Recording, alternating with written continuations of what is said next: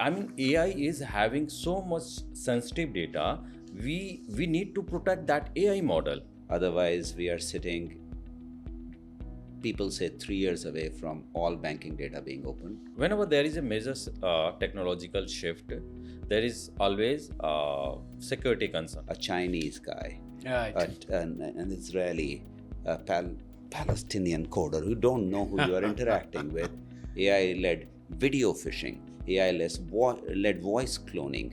Your own CEO will call you or give you a video call and it'll feel so true. Let AI attack on the Correct. project. Let Correct. AI create the phishing URLs. Let AI create the traffic and send that traffic to your defensive framework. And let's see whether your framework is able to tackle that AI attack or not. Hello and a warm welcome to another episode of Future Proofed, brought to you in association with GLA University. In this podcast, we bring in experts from the industry and academia who are shaping the future of work.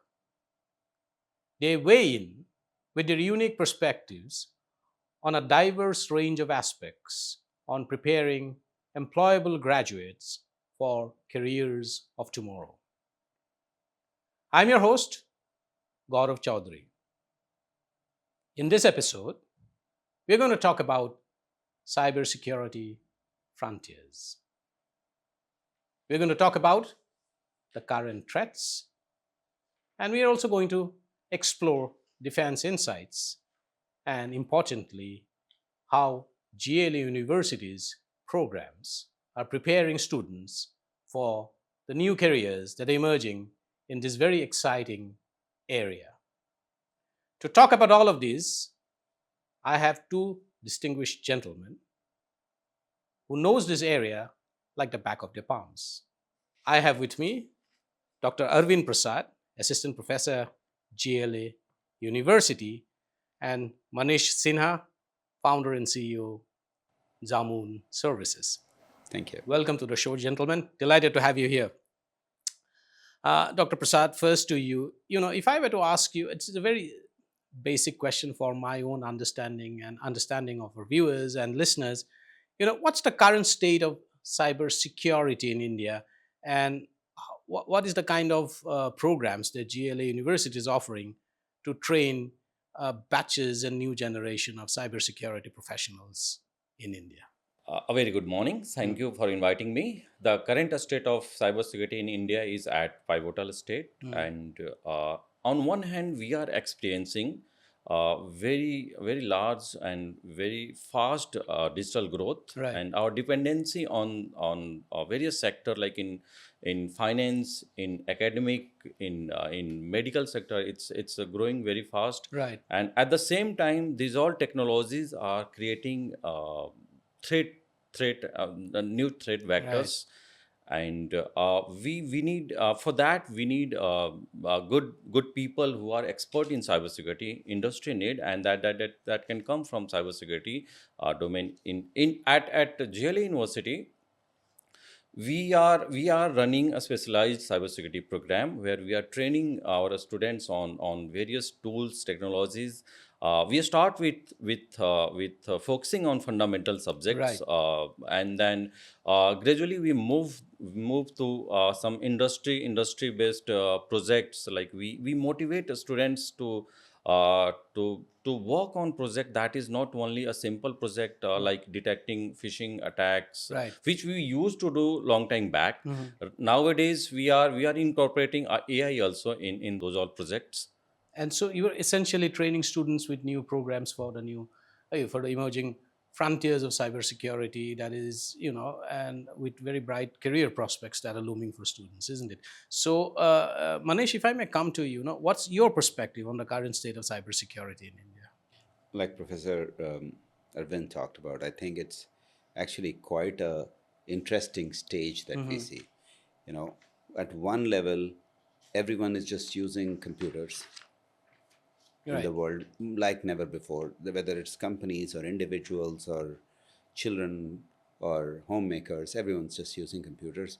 It's gone one step further. Every machine is using computers. Right. Right. We have machine-to-machine interactions happening, and there is talk about your AI will talk to my AI and Right. set a meeting, right? So this has gone bonkers, Uh, and we are not able to think of a world where we will be living without computing devices, oh, right? absolutely. Yeah. And everything is penetrable, because what has happened in the last 5 to 10 years is moving from using computing powers to networking power. Everything is networked, Yeah. right? It's impossible to run an enterprise without you being connected with your customers for customer service, your suppliers and suppliers, all the way down to somewhere a Chinese guy, Right. an Israeli, a Palestinian coder who don't know who you are interacting with. And so we see four major trends coming up. Right. One is the trend of these highly advanced technologies like quantum and computing, and AI. Second is this trend of geopolitical actions, advanced persistent threats, countries acting like criminals at times. Third is this whole trend of clamping down. Security and compliance has become a big deal. Countries will say you can't put data here. Your privacy rules are there. It's become really complicated. All of this needs a whole lot of people to manage this. At Right. some level, automation is creating a level of problems that needs more talented humans. And there is an incredible talent shortage. I was just talking to you about the World Economic Yeah. Forum thing.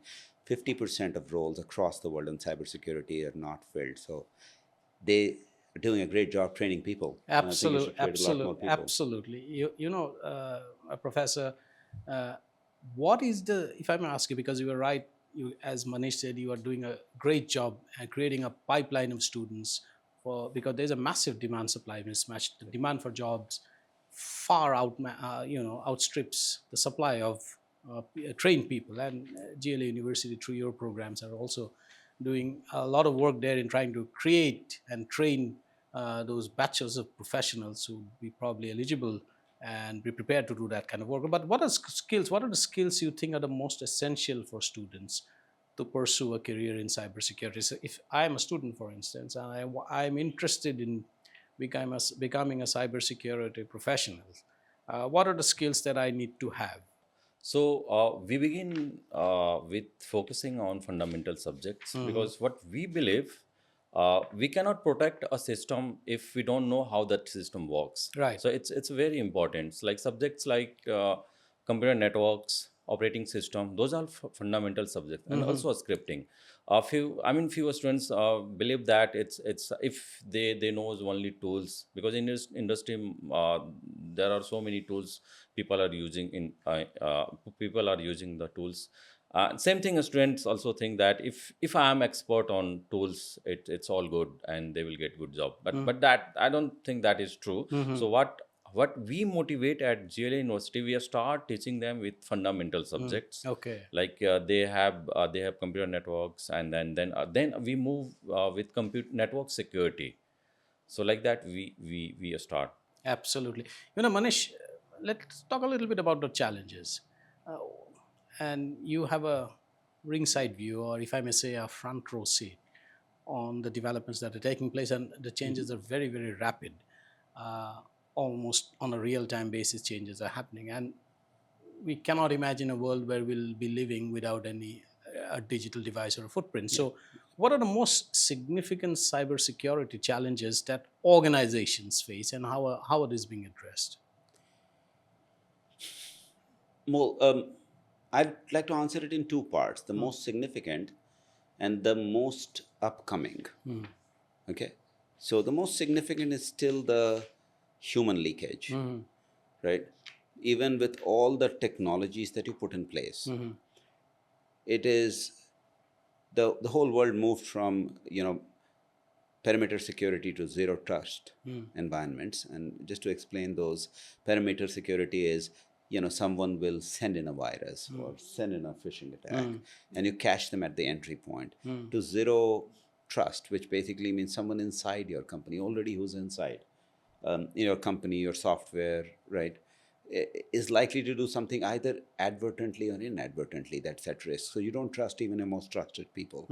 That to me is still the most significant issue, that you are getting trapped with simple things like phishing, right? So, if trust is the most important issue, you're talking about trust in people or trust in technology here? The technology is built with an assumption of zero trust in people and their behaviors. Right. So you're checking. See, there's two levels of trust. I trust you, so I give you a, a card, Right. and you come in, and as long as you are in there, I don't have to worry about what you're doing. Zero trust assumes I have to trust no person, only check on actions. So that Right? rules Even out. inside, Yeah. if you're sitting in the most secure place, the code that you're writing can still be dangerous because you got it from somewhere or somehow, right? Even though you are trustworthy, your work is not. To me, that is still the most dominant thing. So that's the reason why the cybersecurity people have to write code to check the ingoing, outgoing actions of everything inside. So it's almost everything has to be under the radar. But I wanted to answer your question in two parts. Yeah. The most significant is that the most significant will be something totally different, Right. because in the last 2 to 3 years, the presence of generative AI has already made this world change at scales that you can't imagine. Right. Now there are on dark web, you can, even if you don't know how to code, some of your you know uh, some of your students might actually have experienced this. um, Hopefully none of them become a part of this. There is a whole training world that is training people to get into the dark web and provide services to the cyber criminals. Right. And the rate at which they can do it with the presence of AI, you know uh, hacking as a service or cybercrime as a service, PHAS, FAS is it's called, phishing as a service. Yeah. You can actually go and book phishing. And these things are about 30-40 times to 300 to 400 times more effective than the way phishing was done earlier. So AI led phishing, AI led video phishing, AI led voice cloning. Your own CEO will call you or give you a video call and it'll feel so true, right? That is the upcoming, and it's scaling up like crazy. So are we And creating a then there is a monster here? third layer that is happening. Yeah. So first layer is zero trust. The second is generative AI led speed, right? You can do 1,000 times more emails, 5 times more variations. Just the amount that cannot be caught is so high. Third layer is quantum. Right. So Yeah, of course. quantum computing is breaking all encryption. And technically, there will be a day when people can go back to the past, pick up the stuff, not go back to the past in a time travel. I'm not talking about science fiction here. Right. Take data that they are holding today and unlock it, because all multi-factor authentication is based on prime number resolution, and quantum can actually break it. Quantum is still in the labs. Only a very few people have access to it. So there is this whole threat that all your data will be actually opened because of quantum threats. Nobody has cybersecurity solutions to them right now. So we have three layers: human errors penetrating inside your walls, you need zero trust security; AI creating massive volumes, you need new codes, and then someone has to be prepared for the quantum threat that comes in. So, just to understand, the zero trust approach is built in also because we want to negate any kind of a bias, right? Well, yeah, there is this whole bias aspect for sure, that actually the zero trust can create bias, right? So, for example, you become so suspicious that if a person's behavior is not fitting with your generic behavior, it might be because of diversity reasons, That's right. not because of malintent. Right. And the tools are not really as sharp that they'll say, oh, this person is saying this, but they don't really mean it because in their culture it's okay. Yeah. And they are becoming better. But there is the main reason of zero trust is to say that, threats can generate or create or emanate from inside your safe premises. Right. Right. And with what happened with COVID, there was no definition of premises left anymore. Right. Your Absolutely. CEO is working from his home now, Right. right? Is his or her home as secure as the office complex premises, yeah. was? No. So now, if you can't trust the CEO, You can't trust anyone. you can't trust anyone. Absolutely. That's called zero trust. And generative AI is a potential monster that we need to keep bottled up Yeah, at any point in yeah. time, isn't it? The number of situations where the CEO has been tripped into taking 20 to 30 million out of the company, and you don't even know if the real CEO did it, is pretty high, and even in Absolutely. America. Absolutely. So Uh, Dr. Prasad, just taking on from what Manish has said, what is the kind of role you see for AI and machine learning in cybersecurity evolving in India? Okay, so as we discussed, AI cyber criminals are using AI to attack the system. So like if you talk at GLA University, what we are doing now, we are incorporating AI, machine learning, deep learning, generative AI in all our projects. Like they will start with the basic. They will implement the technology, and then they will try to find the phishing. If there is a phishing attack, they will analyze the traffic.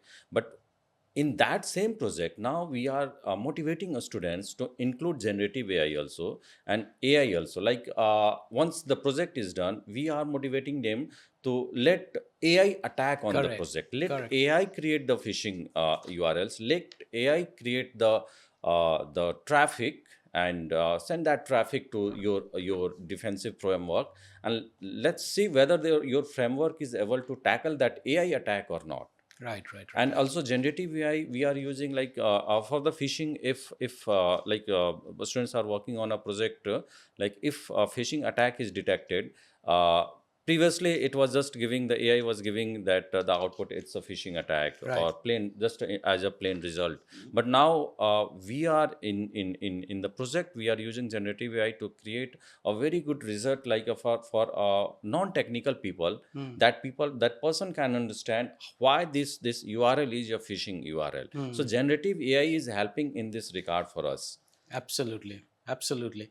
Manish, let's talk a little bit about on the job side of it. Cybersecurity clearly, because of all of this, is also a very exciting area. If someone wants to become a cybersecurity professional and an expert in that. So, from your vantage point, how do you see the job market for cybersecurity professionals at this point in time, and what do you think the prospects are extremely bright now? uh, bright for students, bleak for organizations That's right right. now. Yes, of course. Organizations, this is a report I was just looking at about the internationally, the World Economic Forum said 52% of firms reported a shortage in skilled cybersecurity professionals, right? And there are 2.8 to 4.8 million jobs globally Out for taking. that are not fulfilled in 2024. Now, this data is a bit dated. I'm sure they'll come up with something new. India's numbers, India is providing cybersecurity professionals, but India's cybersecurity scale is a bit behind, right? Right. But that number is already 30% unfulfilled jobs with 40,000 openings, right? In India. In India. And I know this because I work with some of these customers. And I know that there are trends of different layers of jobs, right? So, like professor here talked about, there is basic cybersecurity jobs, right? Like endpoint security, like application security jobs. Then there is jobs for red and blue team creating breach actions, like what you talked about. Someone needs to create a fake cyber attack, and someone needs to defend again. It's like war games, right? You have Right. to do that. Then there are roles for people working on what cybersecurity has to overcome for 2 years from now. India itself has become a sovereign cybersecurity, um, you know, contained unit, right? Like we don't want our data to go out. Right. So we need to create sovereign cybersecurity. So there's too many different jobs coming up. Are people available for that? Today, the situation is no. Can you train new students and also retrain people who are already in enterprises? One idea for you would be go to enterprises and train people who Right. are already aware of data structures, already aware of security issues and phishing issues in the past, but they are not aware of all the new things that are coming, right? So there is up training is also required. So you have to basically take it beyond the classrooms too, right? Yeah, I think it's, to use favorite terms these days, I think this is a war zone, Yeah, that's right. Yeah. right? You'd need to have all hands on deck. This is not going Absolutely. to happen otherwise. Professor, how do you stay, and Manish talked about that you need to be completely up on what's happening. How do you stay updated with the latest developments and threats in the cybersecurity? Particularly, it's important because you also need to keep your students updated about it. Right. Okay. So one thing we do, we talk to industry people, like what's going on in the industry. Like as he mentioned that red team and blue team. This idea also came from one of the cybersecurity leading CEO of one of the leading cybersecurity company. That whenever we are teaching, like we are teaching our various startings of at the beginning we are teaching application and data security. So what he suggested that it's better to make a team, like there will be a blue team, there will be a red team. One team will be attacking, then one team will be defending that attack, and also bring some students from the other department, other tracks, like those who are working on web development. They will develop the application, and on that application our cybersecurity student, the red team Right. will be attacking, then blue team will be attacking, defending that. So that helps us to update with the industry. Then also conferences, technical talks, these all things help us. Research Right. articles that help us to understand what is going on, what is in current trend, and how new attacks surface are generating, how we can defend that. And we try to bring those all things in the university premises, so that a student can also learn, they can experience. Absolutely. Manish, there is an organizational business goal. So every organization has a business goal. There are milestones to be met, etc. Uh, but there is also the cybersecurity challenge. Now, do they sometimes pull in different directions because you need to align your cybersecurity focus with your business goals? The business goal is a non-negotiable. I think the answer is always 100%. Protection is always at conflict with progress. And cybersecurity's objective is protection.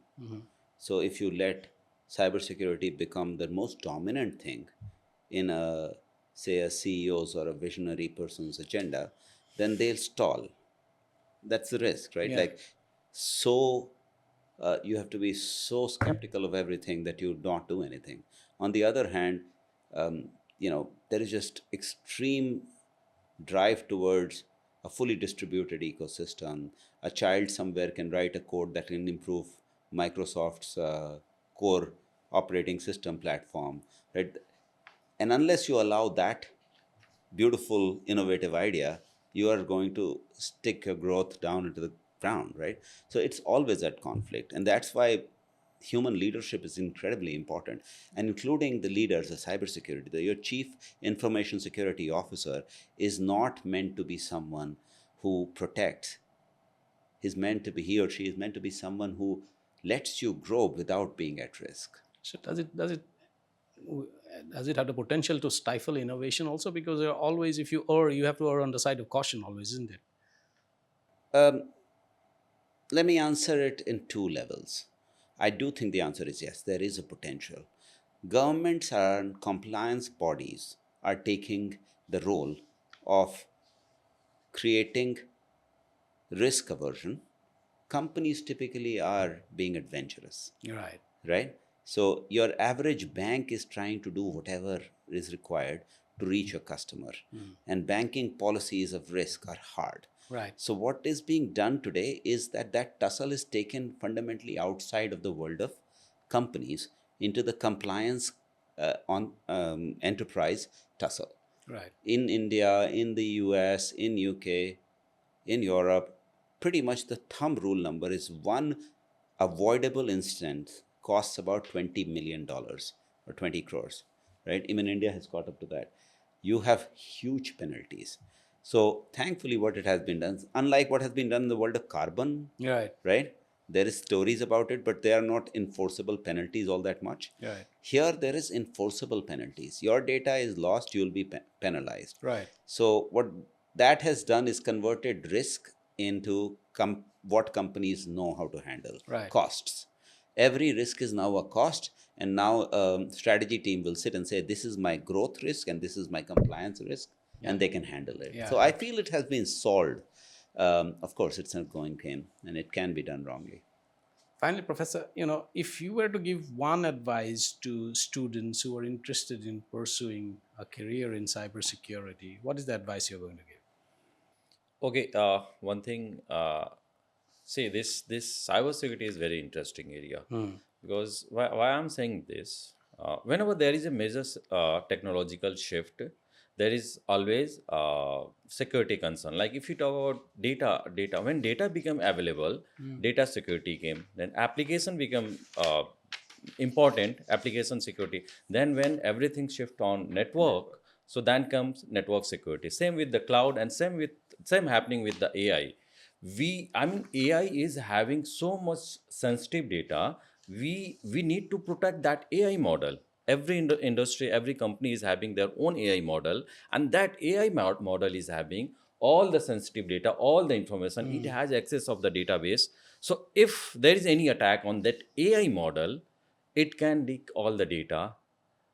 Even if we train, if attacker, not we, I mean, if attacker train that model somehow on dirty data, so it might possible that that model start giving wrong answers. So Absolutely. it's very important to protect that AI model. So cybersecurity first is going to create open new job New. market for all the new technological shift. Like we are talking about quantum Quantum computing. computing, yeah.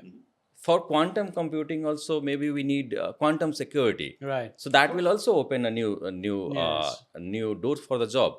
So for a student, this domain is, it will not affect any new technological shift. It will even open a new doors. Absolutely. And for whenever any student is planning to come in cybersecurity domain, one thing is, it's this domain is not like you cannot be expert just learning few things. You need to be dedicated. You need to give your time. You Right. need to learn fundamental things. As I said at the beginning, that you must understand the system which you are going to protect. That knowledge will come from the fundamental subjects only, Absolutely. and then they can move on learning the advanced technology, Absolutely. advanced tools, and then they can. Widely expanding area in terms of career prospects so far as cybersecurity is concerned. Manish, final question to you in the same genre of question. If you were to give one advice to budding entrepreneurs who want to actually, foray into setting up something of their own in the cybersecurity area, what is that piece of advice that you give? Three major trends, three pieces of advice. One is the dominant issue of zero trust security, or inside perimeter security, still the most significant issue. Even if the other two trends come up, this will still be there. And India has the ability to have the highest number of STEM engineers. So volume business for the whole world exists in providing engineers for zero trust security, all the layers, persistent threat tracking, all the 7 layers, network layer. So that's the most large scale idea, is that train a lot of professionals and serve the world. Second is actually develop AI models for cybersecurity. Just like it's like Professor Arvind is saying, when new technologies come up, new solutions have to come up. Absolutely. Needs a lot of new AI models building. India is actually coming up the curve. And third is be ahead. There are some quantum computing startups in our country, Right. right? And to break Shore's algorithm and Grover's algorithm is very necessary. Otherwise, we are sitting, people say, 3 years away from all banking data being open. So, right? Some people say 1.5 years, right? So, some people should build those quantum computing algorithms. So, three areas: zero trust, AI, and quantum, Absolutely. depending on how much risk you want to take. Absolutely. I don't want to sound alarmist, but we probably can sound very optimistic here that there's wide areas are going to open up for cybersecurity professionals here. And this is a great time for students who want to pursue a career in cybersecurity. Thank you, Manish, and thank you, Professor, for taking the time out and dropping by to have this conversation with us on a range of subjects and a range of areas on cybersecurity, and sharing your deep insights and perspectives on a wide, diverse range of issues. So that's it from us for this episode of Future Proofed in association with GLA University. Thank you so much for taking the time out and watching this. Keep watching for more such episodes. Stay tuned.